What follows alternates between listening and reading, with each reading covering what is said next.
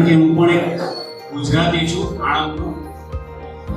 અહીંયા બધા તમે ગુજરાતી વધારે મને લાગે છે કે બોલો છો.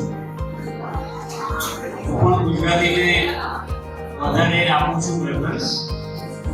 હું જ્યાં પણ પ્રોગ્રામ કરવા ગયો છું ત્યાં હું હિન્દીમાં જ કરું છું, પણ આજે મેં નિર્ણય એવો કર્યો છે કે હું આજે ગુજરાતીમાં કરું. ચાલશે? મારું નામ રઝાક વોરા છે. ગવર્મેન્ટ ઓફ ગુજરાતમાં આપ લોકોની દુઆઓથી અને લોકોની ખિદમતથી હું જોબ કરી રહ્યો છું. અલ્લાહ તાલાએ મને ગવર્મેન્ટ ઓફ ગુજરાતમાં મૂકેલો છે. ખુશી એ વાતની થાય છે કે હું તો અલ્લાહ પાસે દુઆ કરું છું કે તમામ બાળકો પીળી લાઈટ વાળી ગાડીમાં ફરે અને એનો જે તમે રૂઆબ જોયો હશે, મારો તો નથી રૂઆબ એટલો બધો, હું હજુ નાનો છું, કદાચ પ્રમોશન પણ છે ટીચરમાં, પણ એ લોકોનો રૂઆબ જે તમે જોતા હશો કે આપણી ગાડી હટાવી દે, સાઈડ પર લગાવી દે અને એ લોકોને જગ્યા આપી દે. તો મારું તો એવું કેવું છે કે જીપીએસસી યુપીએસસી ના જે કોર્સિસ છે, જો આ બાળકોને એટલી બધી આઈડિયા નહીં હોય,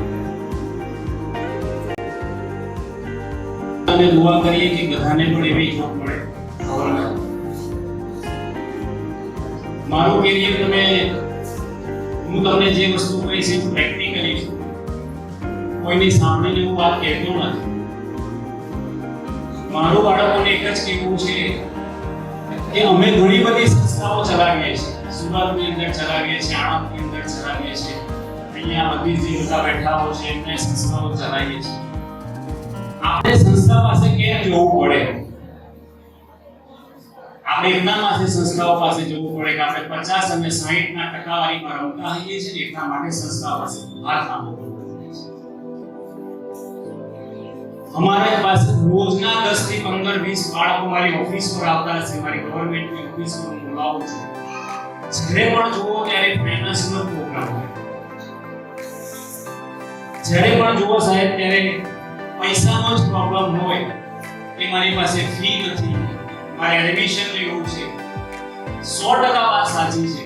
અત્યારે હાલાત પણ આપણા એટલા બધા ખરાબ છે કે આપણા મા બાપ આપણા માટે ભણાવી નથી શકતા, પરંતુ મા બાપની ઈચ્છા એવી હોય છે કે મારો છોકરો ડોક્ટર, એન્જિનિયર કે કંઈક બને સાહેબ બને.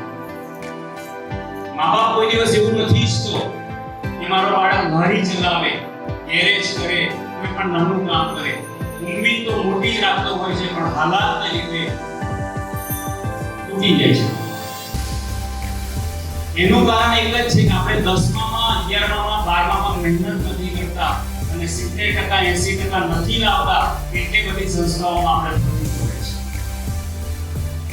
કારણ કે MBBS ની ફી જુઓ તમે 8 લાખ રૂપિયા, 10 લાખ રૂપિયા, એન્જિનિયર્સ ની ફી જુઓ 2 લાખ રૂપિયા.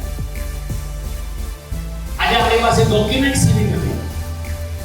બોલો આમાંથી કોઈની પાસે લઘુમતીનું સર્ટિફિકેટ કોની પાસે છે? કે અહીંયા સ્ટુડન્ટ બેઠા છે, તો ટીચર્સને પણ પૂછો. માઇનોરિટીનું સર્ટિફિકેટ પાસે કોઈની પાસે છે? એક દુઃખની વાત છે આપણી પાસે. અત્યારે ગવર્મેન્ટ યુસીસી લાવશે, હમણાં સેન્સેક આવશે, ગણતરી આવશે, વસ્તી ગણતરી ચાલુ થશે. આપણે મુસ્લિમ છીએ એવું સર્ટિફિકેટ નથી ગવર્મેન્ટમાં આપણી પાસે. માઇનોરિટીનું સર્ટિફિકેટ છે આપણી પાસે? નથી આપણી પાસે. ઓબીસી માં ઘણા બાળકો આવતા હશે, પેરેન્ટ્સ આવતા હશે, એમને ખબર નથી કે હું ઓબીસી માં આવું છું. જનરલ માટે ગવર્મેન્ટે આપણને સુન્ની મુસલમાન લખેલું તો ઈડબ્લ્યુએસ માટેનું સર્ટિફિકેટ કઢાવેલું છે ગવર્મેન્ટે, એ પણ આપણી પાસે.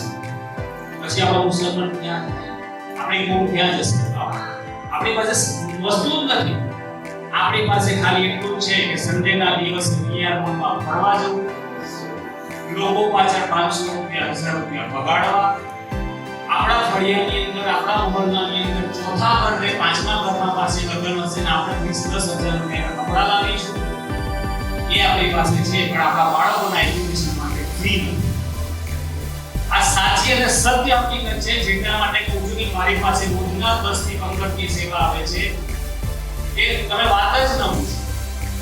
અમે ખિદમતે ખલ્કમાં એજ્યુકેશન લેવલે છું ન કહેવું જોઈએ, પણ આજે બધા સારા અને બાળકોને ખબર પડે. અમારી પાસે ફી માટે ફોર્મ ભરે, અમે કાઉન્સિલિંગ કરીએ, અમે અમને 15,000 20,000 25,000 રૂપિયા આપીએ અને કદાચ હવે એવું સમજીએ કે ભાઈને જરૂર હશે કાઉન્સિલિંગ કર્યું, પ્રેક્ટિકલ કરી, પણ બીજા રવિવારે જુઓ કે આખું ફેમિલી સામો કરાવવા એવા અમારી પાસે કેસ છે.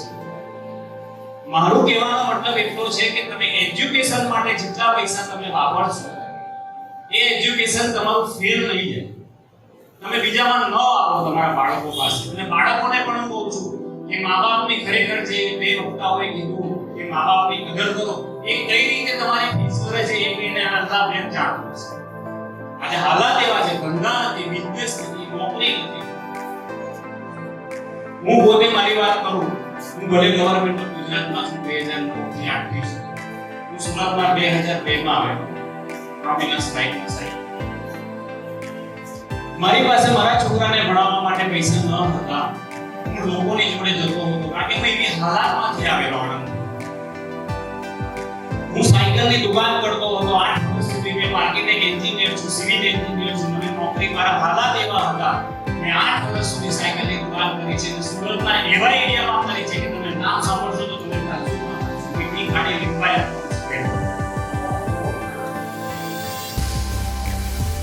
ત્યાં આગળ સાયકલની દુકાન. હું ભણેલો હતો, મને ખબર હતી કે હું ભણેલો છું, મારે મારા બાળકોને ભણાવવા જ પડશે.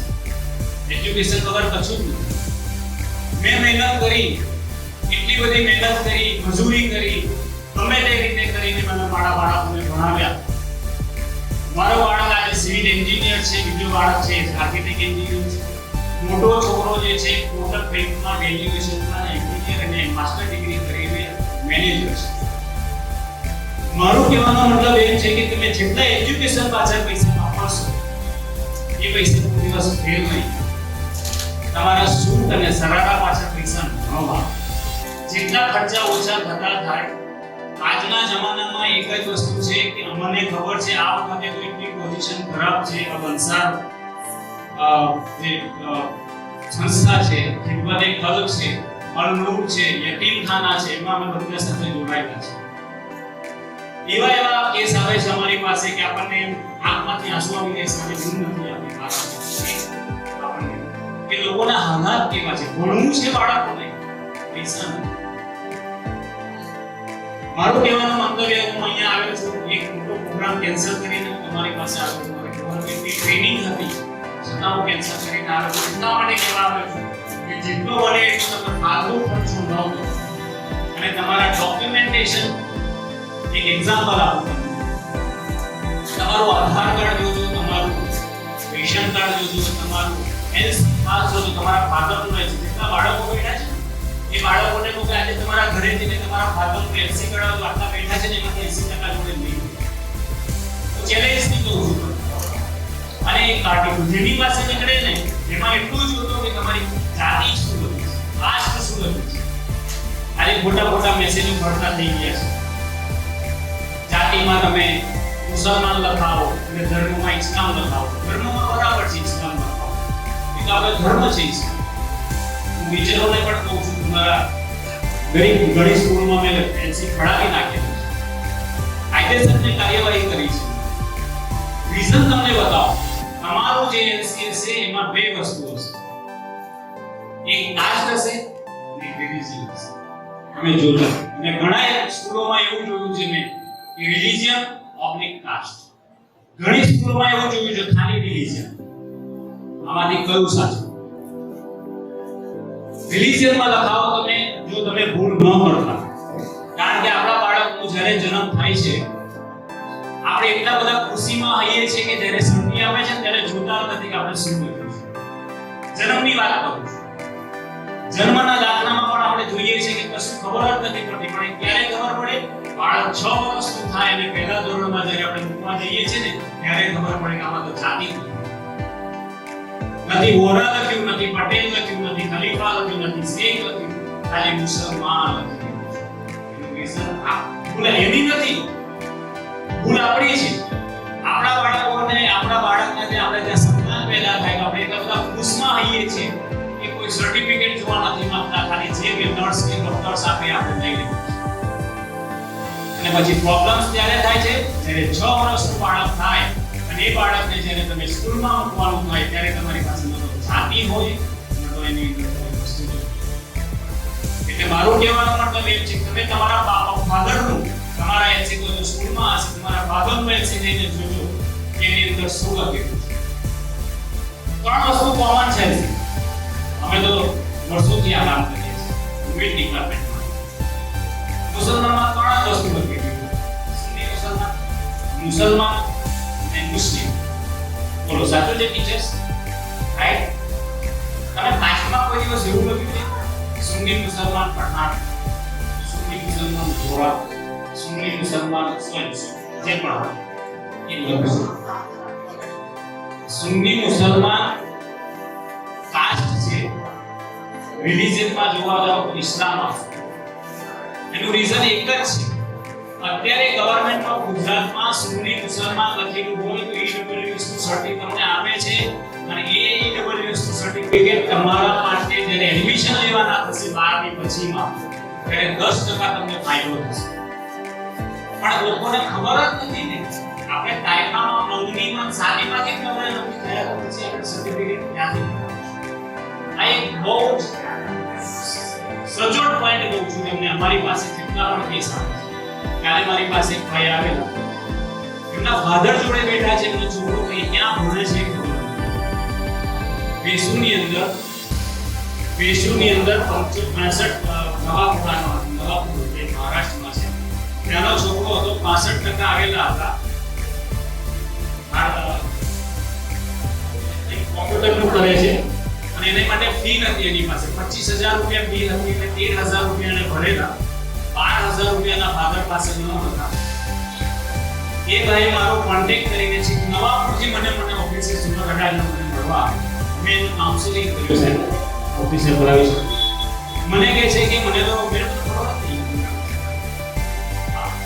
रोज सुबह जाता है शाम को आता है तो पूछता नहीं.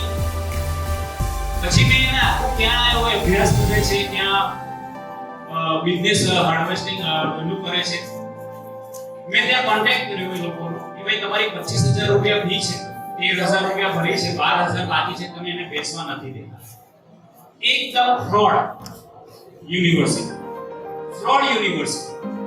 મેં એવું જાણવા મળ્યું કે જ્યારે એ છોકરાનું કાઉન્સેલિંગ કર્યું સોએબ સાહેબ, ત્યારે છોકરાને એવું કહેવામાં આવ્યું કે આ કોર્સ 3 વર્ષનો છે, 3 મહિનાનો છે. 3 મહિના પછી તમને જોબ મળી જશે 15 થી 20000 રૂપિયા. તો ભાઈ તો પછી ડોક્ટર કરવાનું ને એન્જિનિયર્સ કરવાનું મારે શું જરૂર છે? લોકોને મારા આગળ લોકો આ બધા મોજે ઉઠાડે છે ખિદમત વાળા બધા અમે બધા. તો શું કરવા? અમે 3 મહિના માટે ના મૂકી દઈએ. મેં એની પાસે 1 કલાક જે યુનિવર્સિટી છે એમની જોડે વાત કરી. મેં એમને કીધું કે તમે લોકોને ઉલ્લુ બનાવવાના અને ખોટા લોકોને ભરમાવશો નહીં. એના લીધે આ ભાઈના 13000 રૂપિયા ગયા. એટલે જે લોકો મતલબ આવા લોકો ફ્રોડમાં જતા રહે છે. એટલે પહેલામાં પહેલું તો આપણી પાસે એજ્યુકેશનનું નોલેજ. બીજી વસ્તુ કે ખાસ મારો પર્પસ અહીંયા આવવાનો એટલો જ છે કે જે તમારા ડોક્યુમેન્ટ્સ છે એ બધા જો અત્યારે ગવર્નમેન્ટમાં ડોક્યુમેન્ટેશન વગર કંઈ નહીં થાય. તમે જ્યાં પણ જશો જરા બી ભૂલ હશે. મારું નામ રઝાકભાઈ છે તો ઘણી જગ્યાએ હું રઝાકભાઈ બોલું છું, આરે જે ડબલ જેડ કે પણ લખી દે છે, કોઈ આરે જે કે પણ લખી દે છે, કોઈ આ જેડ કે પણ લખી દે છે. એટલે મતલબ મારો કહેવાનો છે કે તમામ ડોક્યુમેન્ટ્સ તમારા ભાઈઓના, બહેનોના, જેના પપ્પાના જે પણ ડોક્યુમેન્ટ્સ હશે એ સહી કરાવી લે. એનું રીઝન એક જ છે કે એપ્રિલની અંદર આપણી વસ્તી ગણતરી ઇન્ડિયાની થવાની છે. એમાં બહુ તકલીફ પડશે. અમને અમુક વસ્તુ ખબર હોય છે પણ અમે વસ્તુ શેર નથી કરી શકતા. એટલે અમે આ બધા પ્રોગ્રામ્સ કરી રહ્યા છીએ. અને કોઈને પણ કાસ્ટ અંગેનો પ્રોબ્લેમ્સ હોય, કોઈ પણ સર્ટિફિકેટ અંગેનો પ્રોબ્લેમ્સ હોય તો મારો કોન્ટેક્ટ કરજો. બેફિકર. અને ખરેખર જે અહીંયા બાળકો આવ્યા છે ખૂબ હું અભિનંદન આપું છું એમને કે આજનું યુવા ધન છે. અમે પણ જે ખિદમત કરીએ છીએ, ભાઈ સાહેબે કીધું કે પૈસો કમાવા માટે પૈસો તો ગમે ત્યાંથી કમાઈ લઈશું, પણ અમને જે લગણી લાગી છે ખિદમત કરવાનું, એ એ અલ્લાહ બધાને નથી આપતો. અલ્લાહ ફરમાવે છે કે ખિદમત કરવાનો મોકો એને જ આપે છે જે અલ્લાહની નજદીક હોય. નહીં તો લોકો કરોડો રૂપિયા વિમાનના થેલા ભરીને બેઠા છે પણ એમને ખિદમત કરવાનો મોકો નથી આપતો. અને લોકોને પૈસા લોકો લઈને બેઠા છે નથી આપતો. અમે મફતમાં લોકોને કાઉન્સિલિંગ કરીએ છીએ. અલ્લાહે એમને એક ટેકનિક આપી છે કે લોકોને કોમની આગળ જઈએ, લોકોને આગળ કંઈક શીખવાડીએ. અને આજ અમારી તમે સદકો ગણો. લોકો કહે છે કે પૈસો નાખીએ તો સદકો થાય, જાન બચે, ફલાણો બચે, ધંધામાં બચે. આ પણ એક સદકો છે. અમે જે તમને કહીએ છીએ કે બીજાને તમે કરશો એ પણ સદકો છે. જઝાકલ્લાહ. કંઈ પણ મારું કામ સર્ટિફિકેટ માટેનું હોય તો મારો કોન્ટેક્ટ